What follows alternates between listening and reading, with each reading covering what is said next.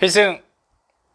안녕하세요, 반갑습니다. 원필승입니다. 썸네일 제목을 보시면 아시겠지만 굉장히 자극적이죠, 그죠? 이렇게 자극적인 어떤 썸네일을 한 이유가 있습니다. 간략하게 제 소개부터 먼저 진행을 할게요. 제 처음 영상을 보시면 아시겠지만 대기업 세 곳에서 구매, 인사, 영업, 품질, 현장과 화이트 컬러의 전형적인 모든 부서에서 웬만하면 다 일을 해본 경험이 있습니다. 그런 경험들을 겪고 퇴사를 진행을 해서 온라인 창업을 한 지 8년 차 정도 됩니다. 온라인 창업 중에서도 저는 온라인 판매 쪽으로 많이 치중을 해서 진행을 했었고, 위탁 판매 셀러 당시에는 매출이 굉장히 좋았습니다. 억대 연매출, 흔히들 요즘 유튜브에서 얘기하는 부분들은 쉽게 달성할 수가 있었습니다. 자, 이런 얘기를 제가 서두에 하는 이유를 혹시 아십니까? 이렇게 좋은 부분을 말씀을 좀 드리면 온라인 판매 되게 괜찮겠네? 온라인 판매 나도 한번 도전을 해볼까? 라는 시선으로 좀 많이 기울게 됩니다. 혹자들은 이런 고민을 하고 있는 신규 온라인 판매 창업자들이 조금 자극이 될 만한 되게 좋은 포인트들을 많이 던지죠. 첫 번째,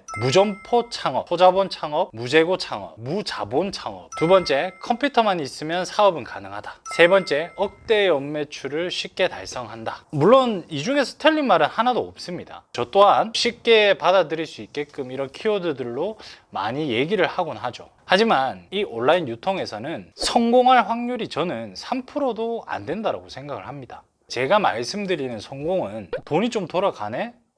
규모가 계속 커지네? 이게 좀 자연스럽게 내가 번 돈으로 다시 재투자를 하고 좀 유통의 흐름이 돌아간다라고 인지되는 것까지가 성공입니다. 그 금액이 100원짜리 제품을 팔아서 100만 원이 나오고, 만원짜리 제품을 팔아서 월 매출이 1억이 나오고, 객단가가 작으나 크나, 마진이 좋으나 적으나, 매출이 크나 작으나 상관없이 돈 자체가 돌아간다라는 느낌입니다. 모수와 상관없이 투자 대비 돈이 들어오고, 그 들어온 돈으로 재투자가 되고, 그리고 이런 선순환이나 판매 유통 구조가 아주 자연스럽게 흘러가게 되는 상태까지가 제가 말씀드리는 부분입니다. 여기에 도입부까지만 오게 된다고 하더라도 한 절반은 성공하고 80% 정도까지의 가능성은 여러분들이 스스로 만들었다고 저는 생각을 합니다. 하지만 여기까지 오기가 굉장히 힘들다는 겁니다.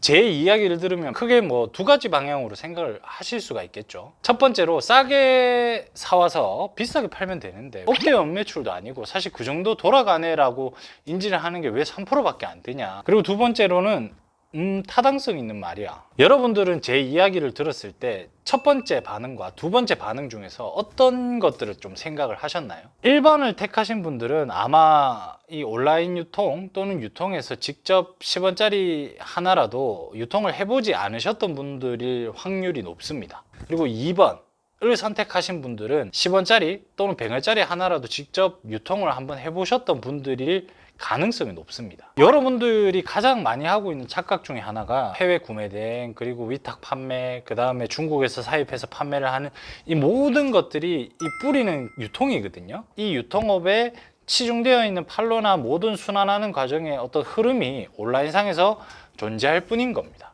예를 제가 한번 들어볼게요. 오프라인 장사에서 물건을 파는 일이라고 한번 해볼게요. 내가 구한 가게의 절대 공간에 어떤 영역이 정해져 있죠. 쉽게 얘기하면 당구장, 노래방, 그 공간 안에 내가 놓을 수 있는 당구장 다이의 수, 그리고 노래방 기계의 수에 따라서 하루에 풀로 다 돌아간다라고 했을 때에 대한 최대 매출은 정해져 있잖아요. 오프라인에서 제가 옷 장사를 한다라고 생각을 하면 손님이 볼 수 있는 공간도 한계가 있을 거고, 그리고 그 공간에 옷을 전시해 놓고 재고를 쌓아 놓을 수 있는 어떤 공간적 제약이 되게 많다고요.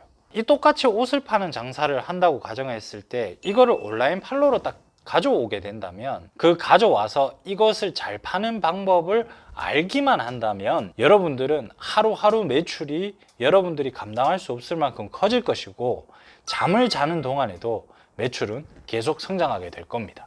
여러분들 말을 들으면 어떻습니까? 굉장히 좋은 판로죠. 혹할 만한 멘트예요. 굉장히 혹할 만한 사업 구조고요. 하지만 이 부분에서 많이 고비가 와서 포기를 많이 하십니다. 만약에 잠을 자는 동안 매출이 성장하게끔 만들었다고 칩시다. 근데 왜 고비가 오냐? 지속적인 매출 성장을 계속 한다면 내가 가진 자본을 감당하지 못하는 순간이 올 때가 있어요. 매출이 증가하는 거에 따라서 고정비는 똑같을 수가 없거든요. 만약에 매출이 막 증가하면 나가는 택배도 훨씬 많아질 거고, 택배를 싸는 인원도 더 채용을 해야 되겠죠. 박스 비용도 늘어나게 될 것이고, 사무실도 더 큰 데로 가야 되겠죠. 광고비도 더 많이 들겠죠. 그죠? 성급하게 투자를 해서 진행을 하다가 그 이후에 매출이 뚝 끊겼을 때에 대한 늘어난 고정비를 그 다음부터는 어떻게 감당해야 될지 모르는 순간이 오시는 분들을 많이 봤어요. 내가 늘어난 고정비를 감당하기 위해서 사업의 규모라기보다 사업의 종류를 늘리는 사람들을 굉장히 많이 봤거든요.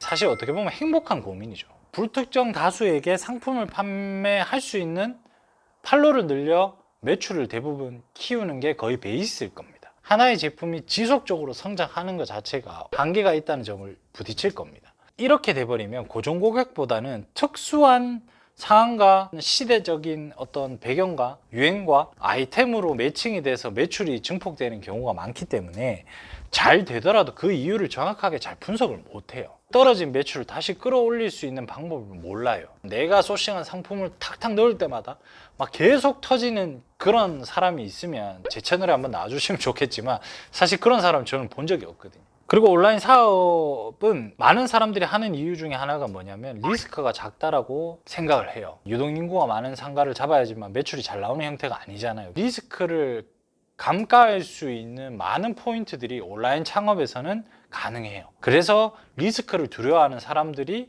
굉장히 많이 현재 접근을 하고 있는 추세입니다. 주관적인 견해입니다. 리스크를 두려워하는 사람은 대부분 안 되면 그만두지 뭐라는 생각을 좀 많이 하고 있어요. 그래서 접을 확률이 많습니다. 몸이 가볍잖아요. 리스크가 적으니 언제든지 두면 되지. 그리고 저에게 강의를 들었던 사람이나 셀러로 시작했을 때 당시에 뭐 대표님들이나 지금 살아남은 사람이 되게 극히 소수입니다. 저 또한 매번 말씀드리지만 하루하루가 위태롭습니다. 이렇게 잡을 수 없는 매출에 대해서는 광고에 되게 의존을 많이 합니다. 광고가 나쁘다는 말이 아니에요. 이 온라인 판매에 대한 영역은 전문가와 광고 컨설팅에 대한 의존도가 오프라인보다 훨씬 높습니다. 왜냐하면 너무 광활한 영역이에요. 내가 어떻게 여기서 효율적으로 돈을 벌지를 몰라요. 뭐 어떻게든 팔리겠죠. 중간 결론부터 요약을 좀 해드리자면 이 단어가 굉장히 중요한데요. 잘 한번 생각해 보십시오. 온라인 유통 창업은 바로 리스크가 시작하는 이유가 되는 사업이기 때문입니다. 여기서 좀 의문이 들죠. 그럼 오프라인 사업은 다른가요? 아니요. 위험하고 힘든 건 똑같은 건 사실이에요. 오프라인 같은 경우 한번 생각을 해봅시다. 여러분들 조그마한 커피숍을 하나 차린다고 하더라도 권리금이나 상가 임대료나 뭐 또 보증금도 있을 수 있겠죠. 그러면 그 큰 돈이 들어가기 때문에 이 큰 돈을 함부로 쓰면 안 된다라는 강박이, 왜냐면 내 인생이 전부일 수 있잖아요. 그죠? 유동인구 분석이나 상권 분석이나 사전에 미팅을 가서 포스기에 얼마나 찍히는지 보고 정말 꼼꼼하게 준비를 해요. 내가 조사한 것과 다르게 생각보다 반응이 좋지 않더라도 나의 큰 돈을 투자를 했고 이 자본을 회수하기 위해 정말 열심히 움직입니다. 이걸 극복하기 위해서 계속 개선점을 찾아서 계속 자기 사업을 디벨롭을 한다고요. 근데 온라인 창업은요, 조금만 안 돼도 쉽게 포기를 하세요. 왜? 안 되면 그만두지 뭐라는 베이스가 깔려 있기 때문에. 오프라인 사업에서는 투자금을 투자한 그 큰 돈에 대한 리스크가 사업을 성장시키기 위한 원동력이 돼요. 근데 온라인 창업에서는 원동력을 가질 수 있는 건 본인의 자기 의지밖에 없는 상황이라 굉장히 사실 이게 힘듭니다. 대부분의 온라인 창업을 하시는 분들은 아이템에만 집중이 되어 있어요. 대박날 아이템만 찾는 거죠. 쉽게 말씀을 드리면. 제가 생각했을 때 온라인 판매 쪽으로, 유통 쪽으로 여러분들이 창업을 하신다면 다른 어떤 것보다 가장 중요하게 생각하는 게 딱 세 가지가 있거든요. 그 중에 첫 번째가 뭐냐면 어떻게 활용해서 사업을 진행할 것인가를 먼저 생각하셔야 돼요. 이 영역은 계속 커질 건데 내가 이 광활한 영역에서 어떤 포인트들을 잡아내서 내 사업화를 시킬까가 중요해요. 이걸 잡지 않고 시작하면 요거 해봤다가 2년이라는 시간을 버리게 되고 또 다른 거 해봤다가 또 1년 하다가 접으면 내가 노력한 1년이 없어지잖아요. 처음에 가는 길을 정확하게 포인트를 잡아놓고 누적된 시간이 나한테 하나의 과정으로 돼서 결과로 피드백이 되게끔 이 시간들을 의미 있는 시간을 누적을 시켜야 됩니다.